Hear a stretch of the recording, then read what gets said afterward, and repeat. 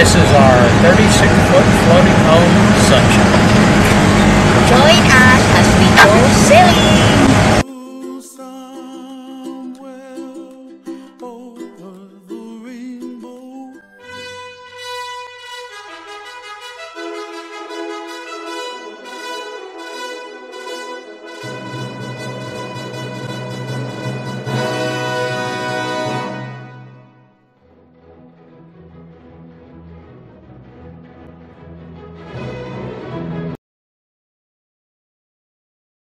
Well, hello again.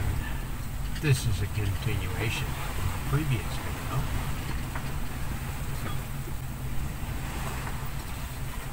It's so good to be sailing in real trade winds again. Even though we're kind of on a beam reach. But the southeast waves have pretty much now knocked down the southerly swell that we had been running into earlier. So it was a bit of an uncomfortable ride because we were pitching on the southerly swell and then rolling a bit from the southeast swell. And I gotta tell you folks, this passage has tested my patience and my endurance. We crossed the equator 1 week ago, and I didn't expect necessarily, although I was fooled at least once, to run into the southeast trade winds right away. So we continue to struggle south, west, or southwest, more or less on our course line with southerly winds. Got down to almost 2 degrees south, and still no southeast trade winds. And then the wind decided to go more westerly. So it was southwest, west-southwest, light wind. And we were drifting sailing because I had just about used up all the diesel that I had. I have 50 liters in reserve. That's still sitting here in the cockpit with us. But between flopping along, drifting off to the northwest, getting in a storm from the west and getting blown back almost one whole day's progress, constantly searching for the southeast trade winds, and going frustratingly slow. 1.5, 2 knots. Many days runs were 40 miles. Maybe a good day was 50 miles. And I'm sitting there, even after we crossed the equator, still had 800 miles to go. I mean, that's maybe 2.5 weeks at 50 miles a day.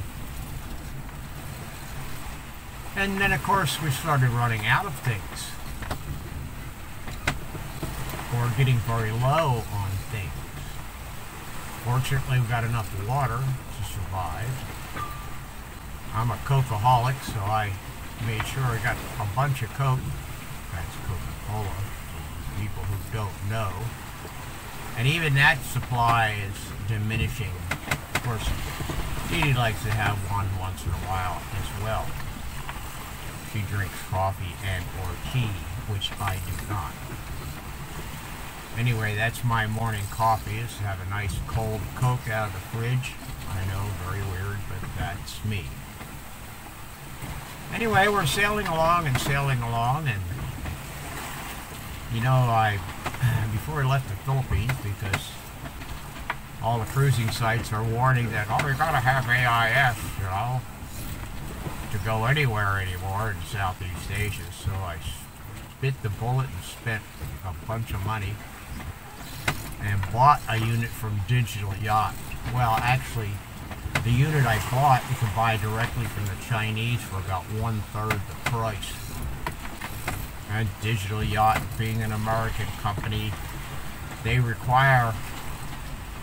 have the software to put the data into the AIS system, and it's not possible ever to change it unless you send the whole unit back to digital yacht.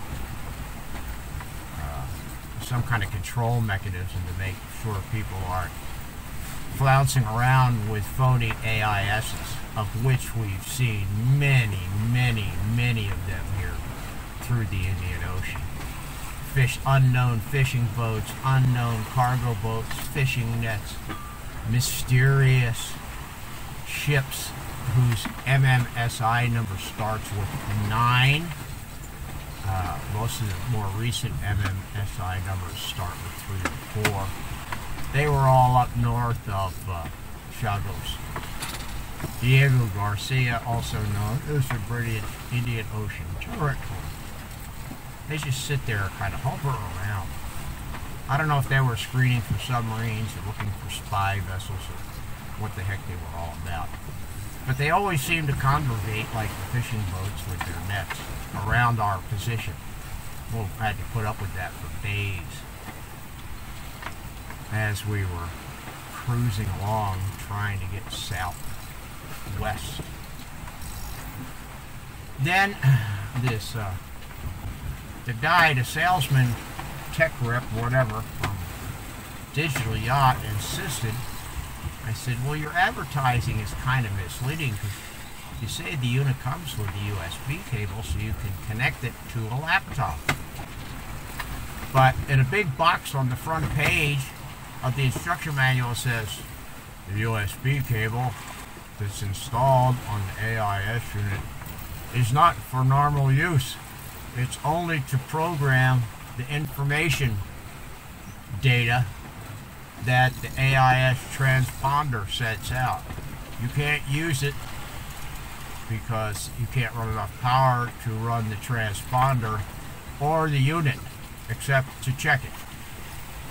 And I said, well, you didn't say a word about that in your advertisement to sell the unit. I said, oh, it has a USB cable. Great.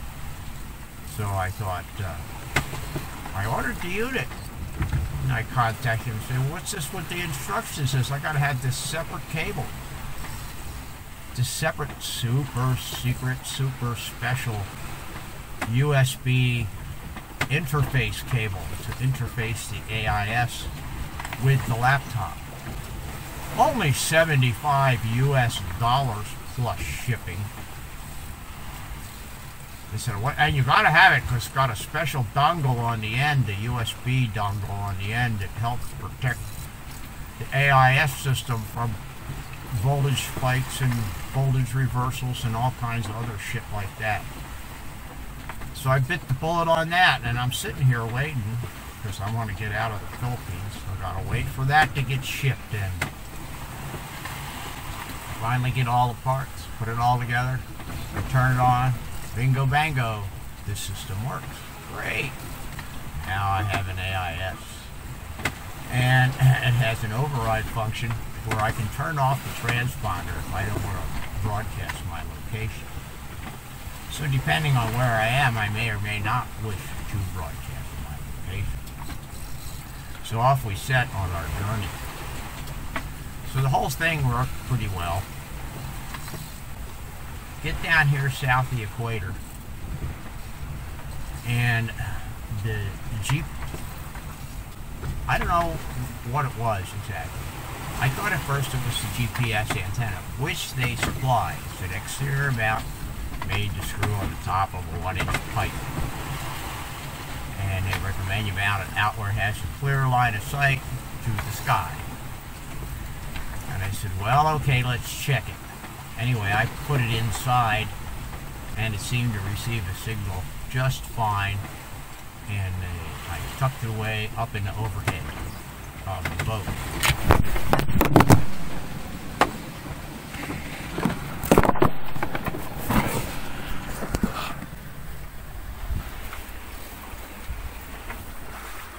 Fuck me. Anyway. The phone managed to jump out of the bracket again. It's a great bracket. It holds on really well. It doesn't hold on the phone really well. That's the problem, especially bouncing around out here in the waves. Anyway, so we're going along, and all of a sudden, the AIS is supposed to send data packets to the OpenCPN, which I have installed on the laptop, to show our location. It shows the little red icon, looks like a little boat, on the screen. Every once in a while it cuts out, and the little icon points due north and goes gray. What the heck's that all about? So I tried jiggling the USB connector, and sometimes it will reestablish the connection and start working again for a while. Well, between the working and the non-working periods gets shorter and shorter. Eventually, it stops working altogether. This was a couple days ago. No matter what I did, I couldn't get it to work properly again. Now, Digital Yacht provides this little piece of software that you can put on your laptop so you can program the data. Well, you can't program the data because they do that at the factory or at wherever their sales office is, somewhere in the U.S. And you can't modify that in any way because it's a factory set. Some kind of U.S. regulation, I guess. However, you can buy the exact same unit directly from the Chinese for about a third the price and program it yourself. I suspect that's what all these fishing boats and their nets and all that kind of stuff floating around out here in the Indian Ocean are all using these things. But since I was a real neophyte dealing with AIS and not exactly an electronics buff, I decided to pay the extra money, because I could have bought one, directly from the Chinese and had it delivered in the Philippines, no problem. But I spent the extra money. Make sure I get a unit with instructions. And I did find a video on YouTube. This guy installed his own, showed how he hooked it up. Just used a regular USB cable. He wasn't worried about having the super spiffy $75 cable with the whoopee dongle on the end of it. Evidently he didn't have any problem. And presumably neither do any of the other people who are using this Chinese unit. But I don't know that for sure, of course. Anyway, we're going along, can't get it to work anymore. So I fire up the software and I'm checking it.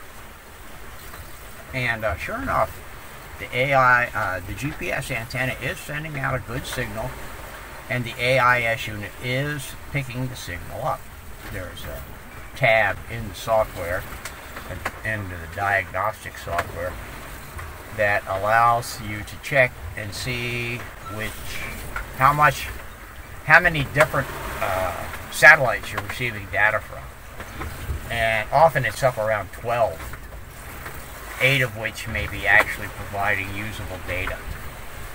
At first I was thinking maybe it's some kind of weird location, being down there by Chagos, that they didn't broadcast too much around that area, but I thought that's foolish because you've got all kinds of shipping out here and airplanes all dependent on this GPS system.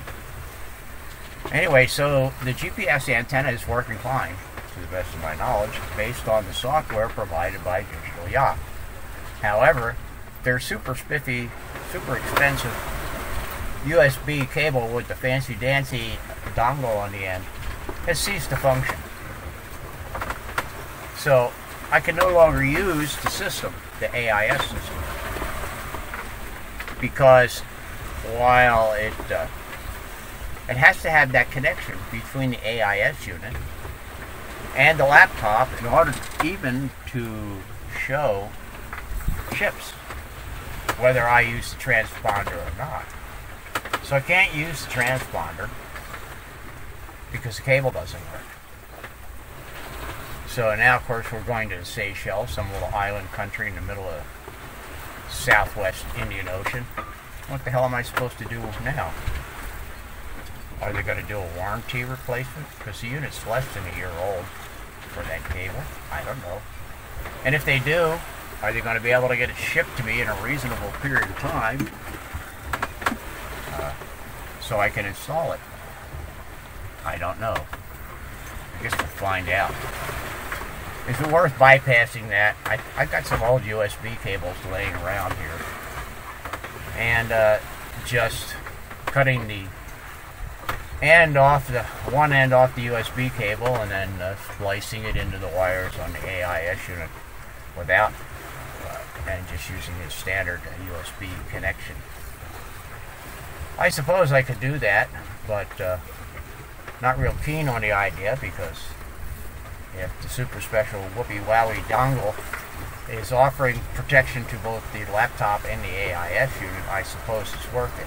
That is, if it's actually working. Anyway, so yesterday morning I go to grab my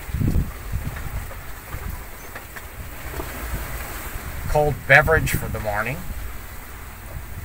and I notice it's not very cold. Well, my reefer unit, because I don't have the battery capacity to run it 24 hours a day, only runs for about 20 minutes an hour from 9 in the morning until 4 in the afternoon, and then it shuts off overnight.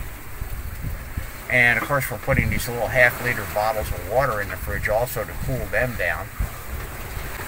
And I told Dee Dee, I said, after about 3 in the afternoon, don't put any more warm water in there, because it'll just suck the coldness out of the ice box, the refrigeration box. So make sure you get it loaded up by, noon or 1 o'clock or something, so it has a chance to chill down. Anyway, my normal morning beverage was not icy cold. It was kind of cool. Well, what the hell's going on here? So I got the refrigeration unit is controlled by a thermostat, which I also run through a little 12-volt time clock. Very handy, because I can set up to, 14 times a day on-off times, and it just repeats it every day. I've used one of these almost since I left Florida, or somewhere, wherever it was that I bought them. Maybe in American Samoa, these time clocks. They're pretty cheap on eBay. Anyway, the timer on that and the clock on that is all working fine. The on-off circuit is working fine. So then I go into the cabinet where the compressor unit is, start digging that stuff, taking the stuff out of the locker so I can get at the compressor, lift it up out of the cabinet. And of course you realize it's got copper tubing attached to it, so I have to be a little gentle with the thing. All of which I had replaced in the Philippines. I had replaced the compressor unit once, a couple of years back. And the guy that did the replacement did a shoddy job, and it kept leaking Freon. So I got hold of a new refrigeration guy, and he quoted me a rather high price, but said, when I fix it, it'll work and you won't have any problems. So I said, okay, go for it. So he did, and did an excellent job. Haven't had any problems with it. The unit works super fine. Got nice and cold every day. And the new compressor's a bit smaller, so it weighs less. Still uses about the same amount of power. I would say about 6 amps at 12 volts when it's running. Anyway, I dig the compressor out and make sure the fan for the condenser coil is working. That's working fine. It looks like there's a black box that controls everything on the side of the compressor unit. Presumably that's working, because it sounded like a couple times it would try to turn the compressor on and then shut off right away. That's a little fluky, but I eventually discovered what I believe is that the compressor, the refrigeration compressor, is frozen. No longer turns. Now, if you get the unit to turn on, of course, it puts some max overload on the system, and the black box senses that and shuts down the power relay supplying power to the compressor. So now we have no refrigeration. And I still had about 1/4 of a kilo block of butter in there, maybe a little bit more than that. So we're trying to keep that semi-cooled down, otherwise it'll just melt and go rancid and go bad. Our backup to that is olive oil. So no more cold drinks, no more even cool drinks. It's basically room temperature, somewhere around 80 degrees for everything. So that's the saga that we're dealing with. No refrigeration.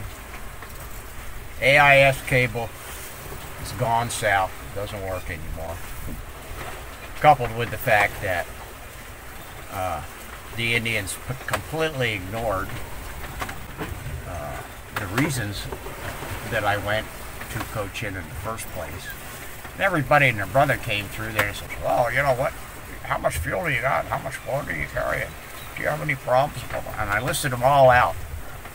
They ignored all of them.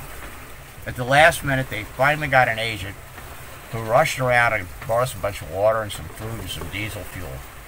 Completely ignored the fact that I really needed a new mainsail, or at least a new used mainsail. I had a medical condition that I really wanted to have looked at, but I couldn't do that on the boat, of course. I still have my temporary jury rig fix on my port aft lower shroud. I wanted to get that fixed before we left. It's holding up fine, by the way.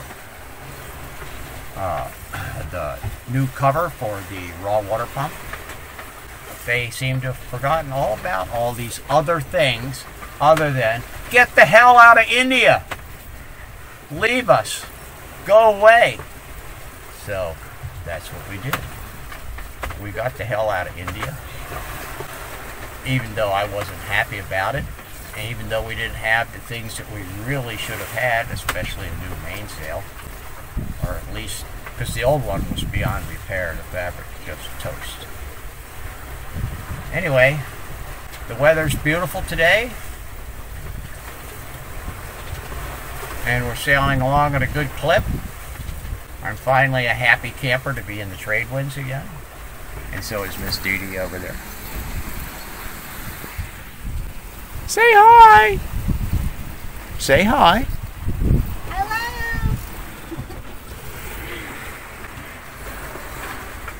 Where are you focusing? It's not so high, it cannot show the ocean there. I did that already. I did a little shot over here. So, poor Miss Dee Dee is a bit bruised up from getting bounced around inside the boat. Me too, my short ribs and the back from leaning against the hard fiberglass coamings are a bit tender on both the right and left side.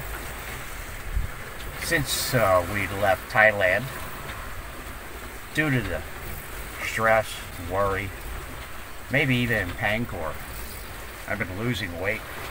Lost a lot of fat. Not that I was fat to begin with. I don't know, I'm probably down from my normal 160 pounds or something like that, down to about 145 now. I'm skin and bones. And I got no fat. You're getting sexy. To pad my butt, my ribs are showing. My arms look skinny, my face, my cheeks are getting hollow. Yeah, but your cheeks, the funny thing is, I actually feel great. I used to take one ibuprofen at night because of pain in my feet from my injury, and I haven't taken that in over 2 months. And I haven't had any problem with the pain at night trying to sleep in my feet, so that's great. My hair, believe it or not, it was all silver. Yeah. It's starting to getting younger. My hair is turning blonde again. I mean, it might be hard to see in a picture, but actually, I would say at least half my hair is grown out.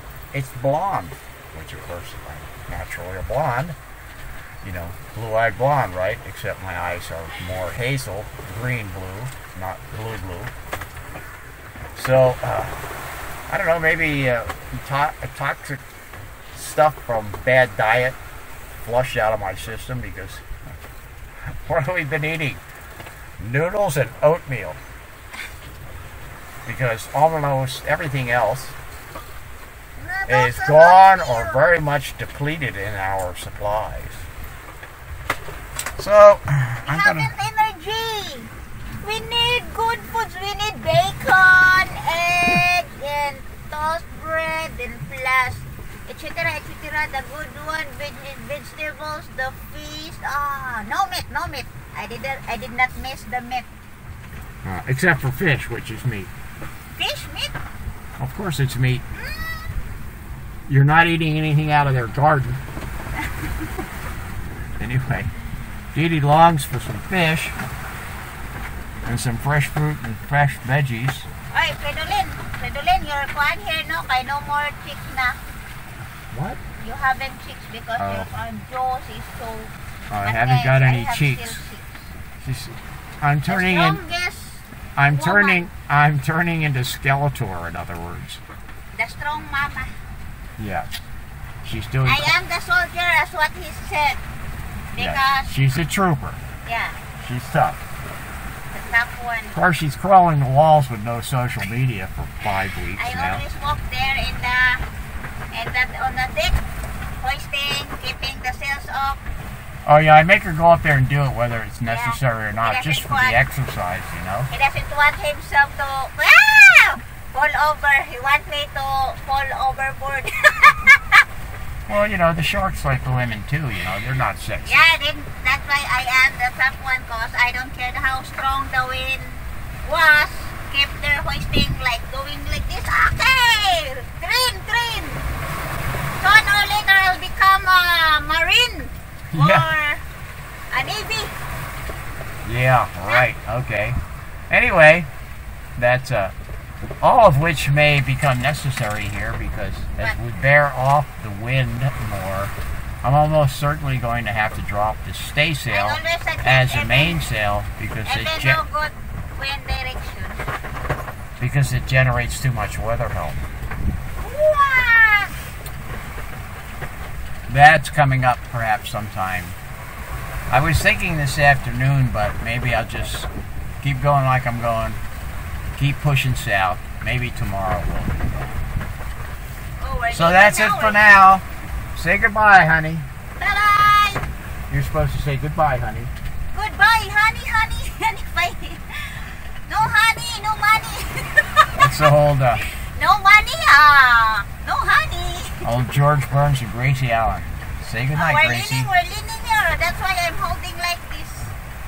My position Really? is like, oh. Don't believe that. It's a lie. healing. Yeah, no, it's not healing. I just have the camera tilted. That's all. She's trying to do a hottie pose over there. Bye for now. Bye for now, folks.